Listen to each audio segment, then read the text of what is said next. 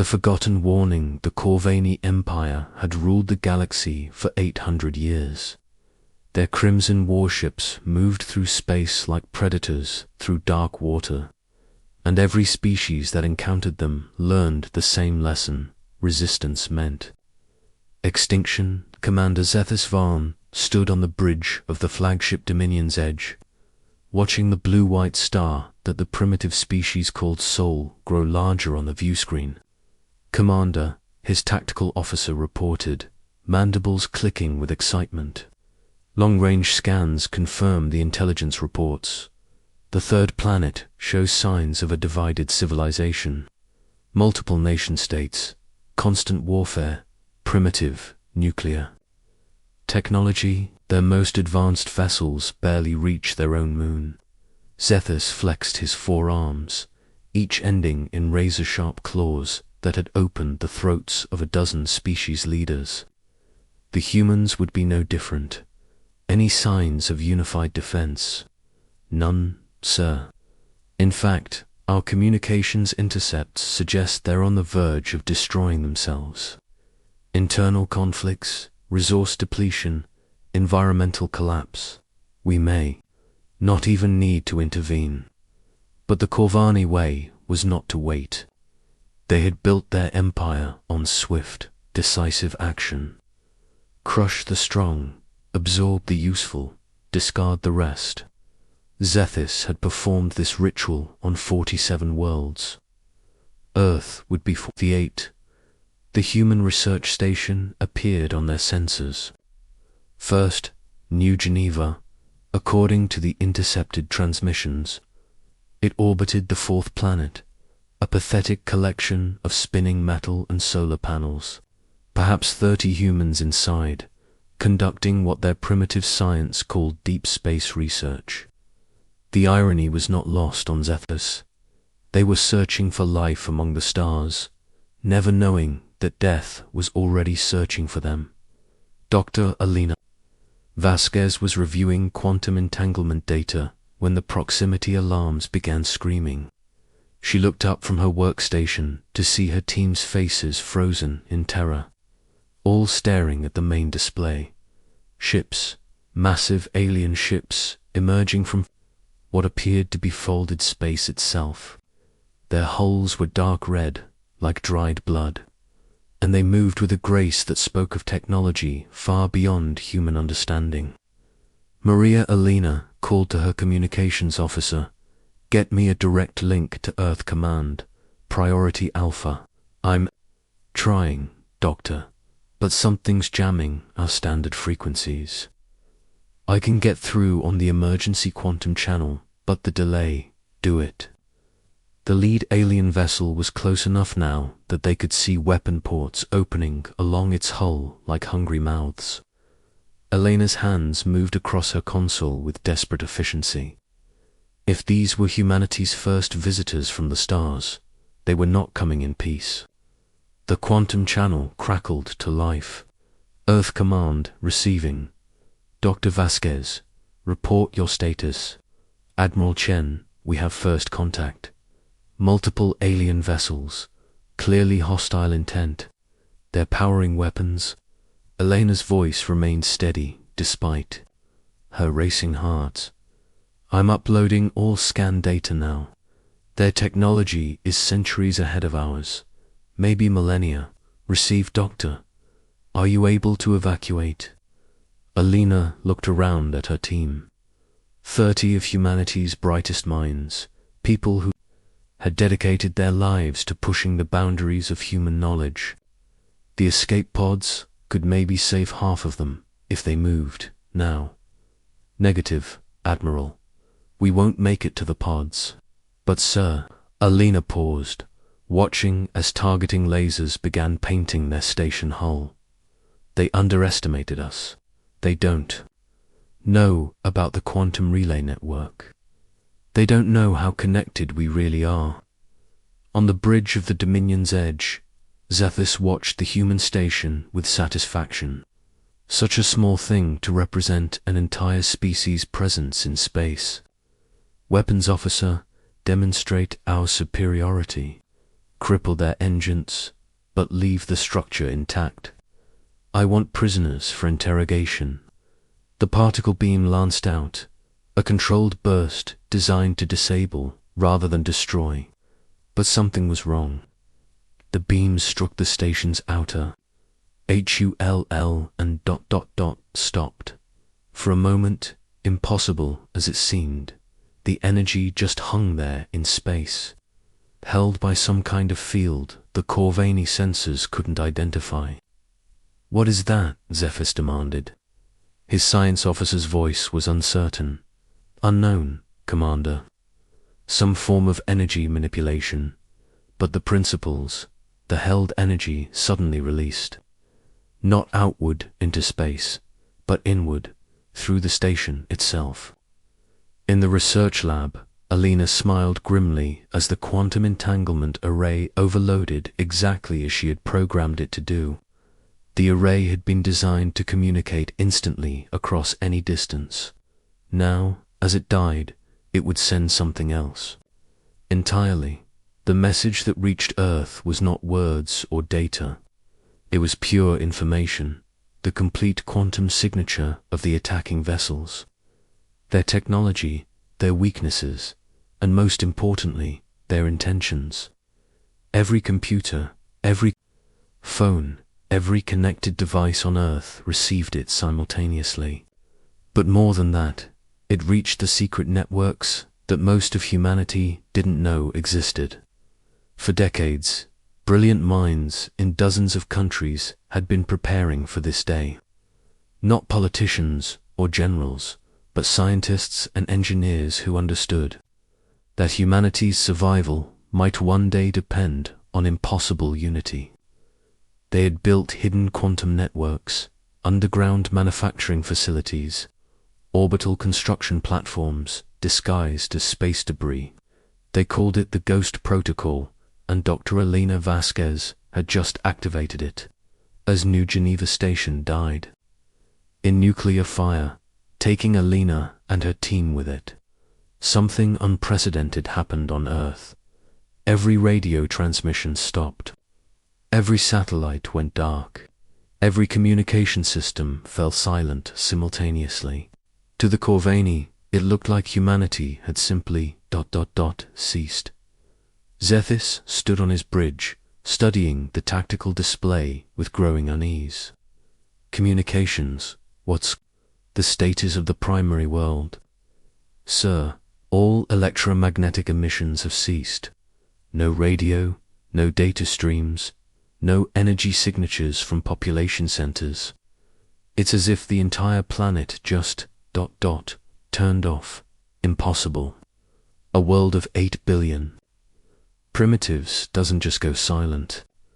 But Earth had gone silent, and in that silence, something was awakening. In underground facilities across 6 continents, humans who had spent their lives preparing for the unthinkable began to work.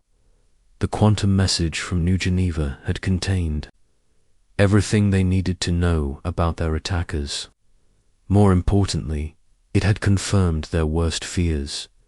Humanity was not alone in the universe, and the neighbors were not friendly.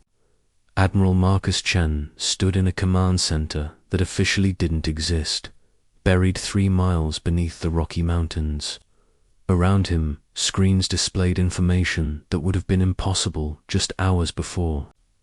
Detailed scans of Corvani technology, tactical assessments, even partial translations of their communications protocols.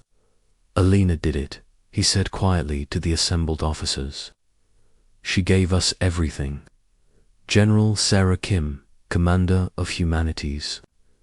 Hidden Space Forces, stepped forward.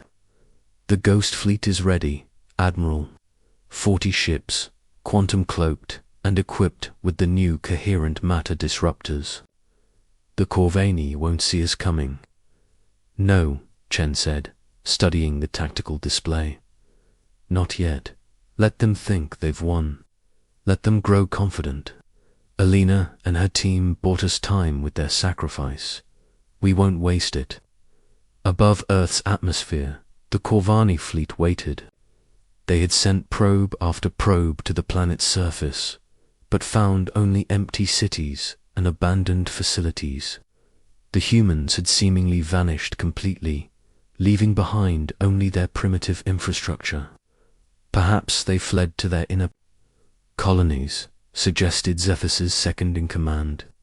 Our intelligence suggested they had some small outposts on nearby worlds. Zethus wasn't convinced. Something about the humans' complete disappearance felt wrong. In his experience, primitive species either fought desperately or begged for mercy. They didn't just ... disappear. "Sir," the communications officer interrupted. His thoughts were receiving reports from our outer patrol ships. Several have reported sensor ghosts near the galactic rim, ships that appear for moments before vanishing again. "Sensor ghosts are common in deep space," Zethus replied dismissively. "Cosmic radiation, gravitational lensing. Our crews are jumpy after the humans' strange behavior." But the reports kept coming. Ships that moved faster than physics should allow. Energy signatures that defied known technology. And always, they appeared in areas where human expansion had been rumored but never confirmed. Deep in the hidden command center, Admiral Chen received the reports from his scouts with grim satisfaction. The Ghost Fleet was performing exactly as designed. Each brief appearance was calculated, designed to create unease, without revealing true capabilities. "They're starting to notice," General Kim reported. "Corvini patrol patterns are shifting. They're spreading their forces thin, trying to investigate every sighting." "Good," Chen replied. "Fear makes them predictable, and predictable enemies are dead enemies." The transformation was complete. In 72 hours, humanity had evolved from a divided, struggling species into something the galaxy had never seen before. Not through technology alone, though their hidden advances were significant. Not through superior numbers, though their population was vast. They had evolved through pure, focused unity of purpose. Every human on Earth, in the hidden colonies, aboard the cloaked ships, was connected through quantum-encrypted networks. They shared information instantly, made decisions collectively, moved with perfect coordination.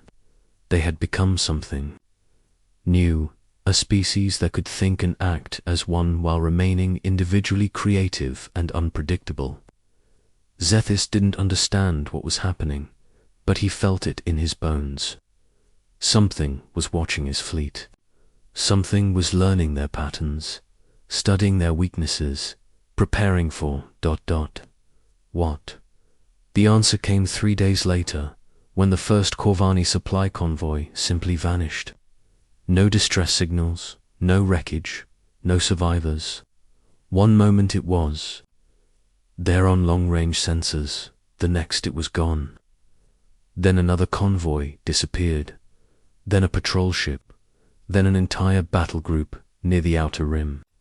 The Corvani Empire, which had ruled the galaxy through fear and superior firepower, was learning what it felt like to be prey.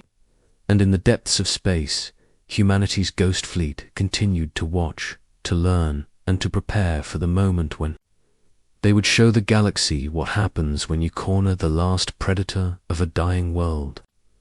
The war hadn't begun yet, but everyone involved knew it was coming. And for the first time in 800 years, the Corvani Empire was afraid.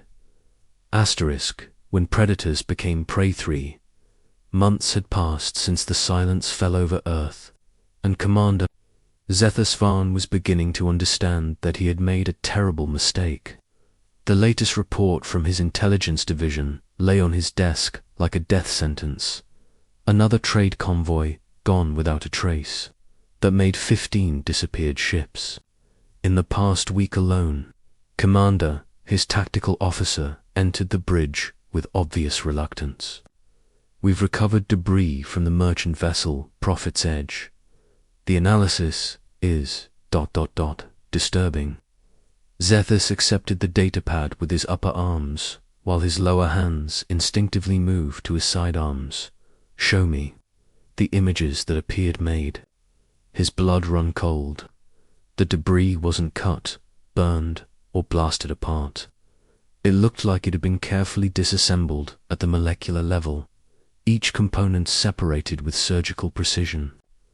More troubling were the metal fragments that seemed to shift and bend light around themselves, as if reality itself had become uncertain in their vicinity. Sir, our science division believes the attackers are using some form of coherent matter manipulation. The technology required would be... The officer paused, struggling with the implications. It would require an understanding of quantum mechanics that surpasses our own by centuries. Impossible, Zethus growled, but even as he said it, he knew. It wasn't. The humans had been silent for 3 months, and in that silence, something had been built. Something that defied everything the Corvini thought they knew about warfare. Light years away. In the void between stars, Captain Sarah Kim stood on the bridge of the Phantom's Edge, humanity's first true ghost ship. Around her, the vessel hummed with technology that had been theoretical just months ago. Quantum coherence fields that could bend light, matter disruptors that could unmake atoms themselves, and most importantly, neural interfaces that connected every crew member to the collective human consciousness. Captain, her navigator reported, we're receiving targeting data from the network. Corvini heavy cruiser, Bloodspear, approaching grid 77, orders. Sarah felt the collective decision form in her mind before she could even fully process the information.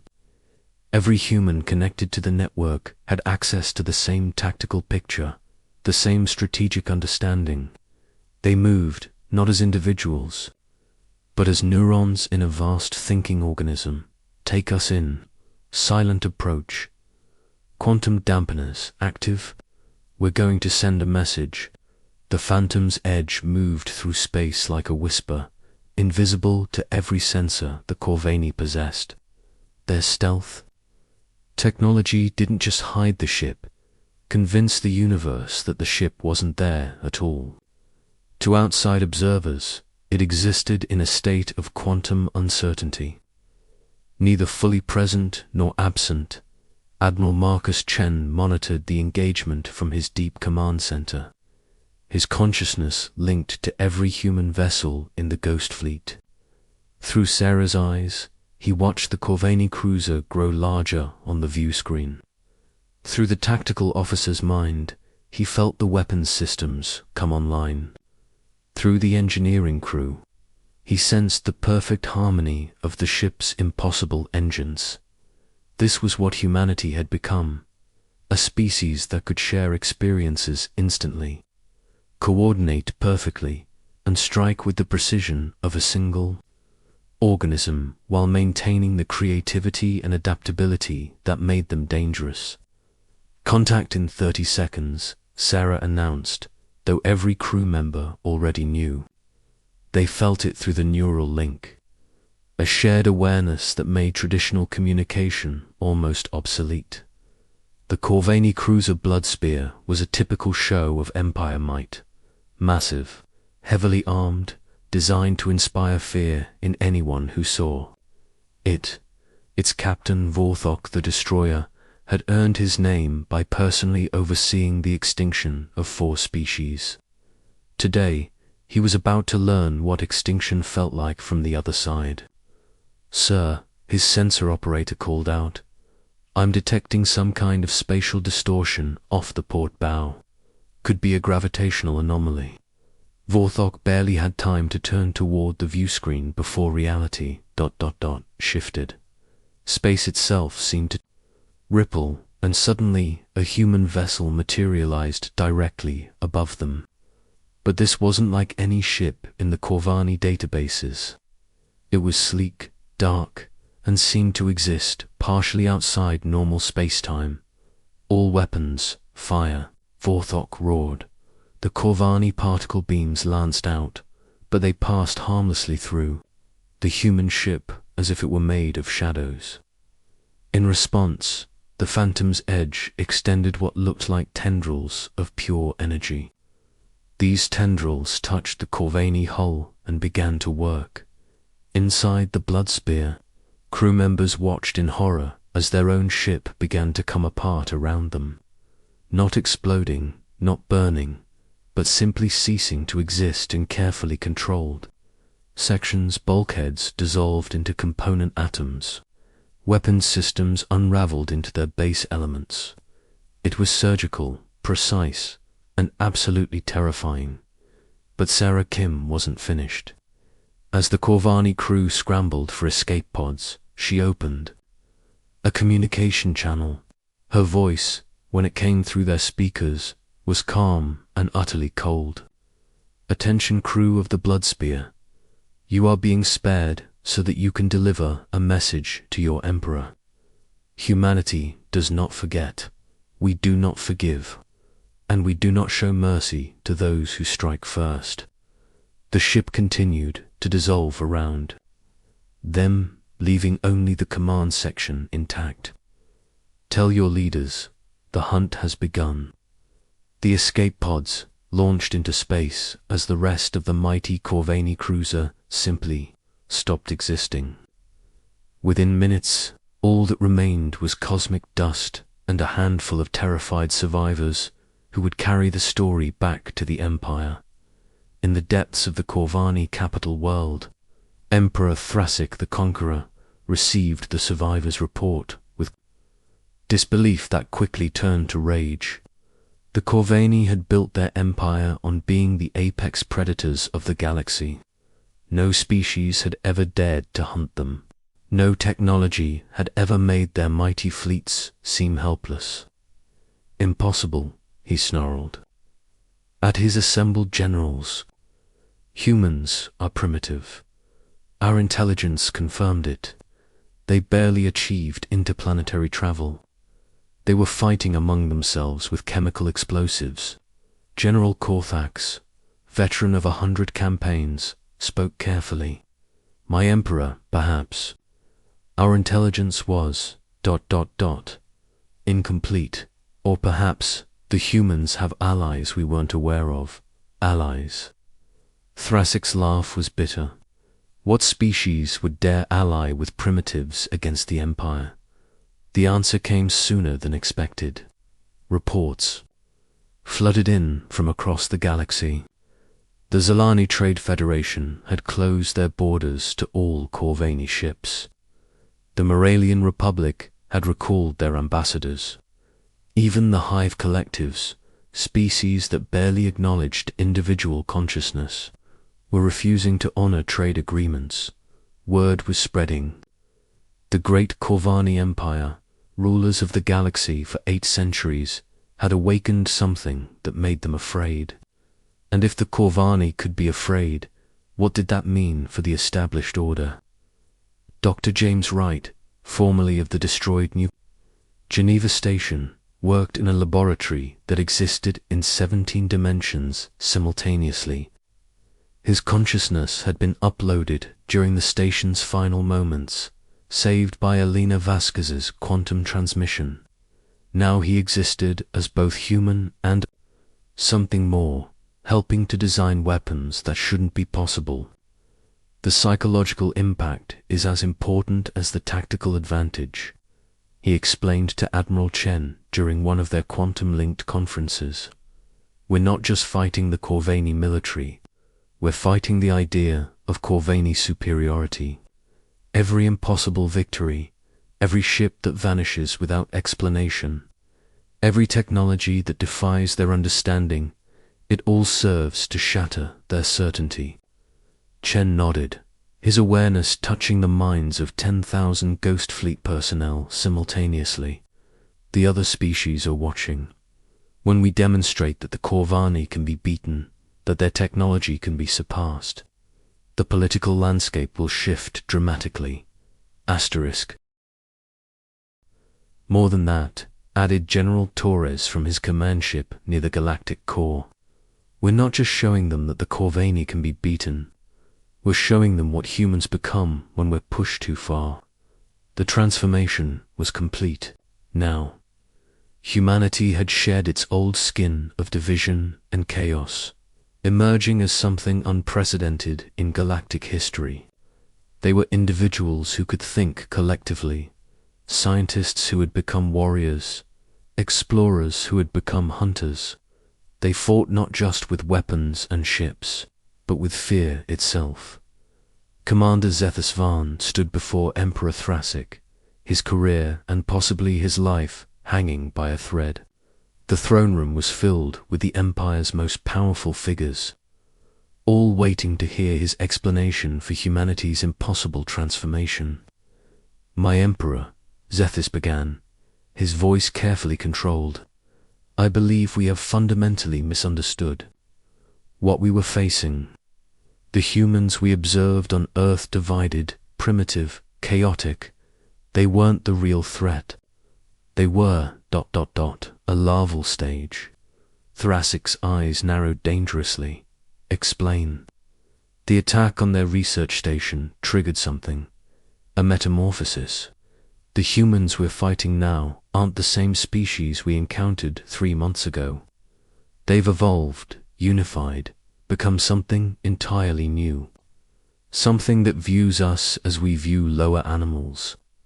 The Emperor was silent for a long moment. Around the throne room, the assembled generals and advisors shifted nervously. Finally, Thracic spoke. "Are you telling me, Commander, that by attacking a handful of primitive researchers, we accidentally created our own greatest enemy?" Before Zethus could answer, the lights in the throne room began to flicker. Emergency alarms started sounding throughout the palace. On every screen, every display, every communication device in the capital city, the same image appeared, a human face, calm and implacable. It was Admiral Marcus Chen, broadcasting from humanity's hidden command center. When he spoke, his words were heard simultaneously across every world in the Corvani Empire. "People of the galaxy," Chen began, his voice carrying the authority of an entire unified species. "For 800 years, you have lived under the rule of the Corvani Empire. You have accepted their dominance because you believed they were stronger, smarter, more advanced than any other species." The image shifted, showing recordings of Corvani ships being systematically dismantled by invisible human vessels. "Today, you see the truth. The Corvani are not your superiors. They are not invincible. They are not even particularly clever. They are simply bullies who have never encountered a species capable of fighting back effectively." Emperor Thracic roared, orders at his technicians, but nothing could stop the broadcast. The human quantum networks had infiltrated every communication system in the galaxy. "We are humanity," Chen continued. "We were attacked without provocation, our people murdered, our peaceful research station destroyed. In response, we have done something no species in galactic history has achieved. We have evolved beyond individual consciousness while retaining individual creativity. We have become one mind with billions of perspectives." The broadcast showed human ships materializing throughout Corvani space, not attacking, but simply appearing. Dozens of them, then hundreds, then thousands, each one broadcasting the same message of unified purpose. "The age of Corvani dominance is over. We offer the galaxy a choice. Join us in building something better, or continue to serve an empire that fears shadows and runs from ghosts. We are not your conquerors. We are your liberators." The transmission ended, but its impact rippled across the galaxy like a shockwave. Within hours, 3 star systems declared independence from the Empire. Within days, the Corvani military was facing rebellions on a dozen worlds. And in the void between stars, humanity's ghost fleet continued to grow, fed by manufacturing facilities that existed in quantum superposition, crewed by minds linked across impossible distances. Emperor Thracic sat alone in his throne room, staring at the tactical displays that showed his empire crumbling. 800 years of Corvani supremacy ended by a species they had dismissed as primitives. He finally understood the terrible truth. They hadn't just attacked humanity's body when they destroyed that research station. They had struck at humanity's soul, and in healing that wound, the humans had become something beyond anything the galaxy had ever seen. The war that followed would be remembered as the shortest and most decisive conflict in galactic history. Not because humanity was overwhelmingly powerful, though they were. Not because they had superior technology, though they did.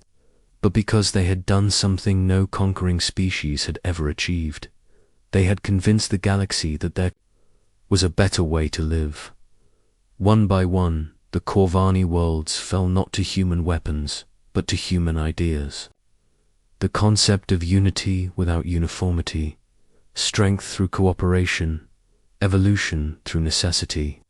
And as the last Corvani stronghold surrendered, Admiral Chen stood in his command center and felt the satisfaction of 8 billion minds united. In purpose, they had not conquered the galaxy, they had freed it. And in doing so, humanity had finally found its place among the stars, not as subjects or conquerors, but as the shepherds of something entirely new. Asterisk.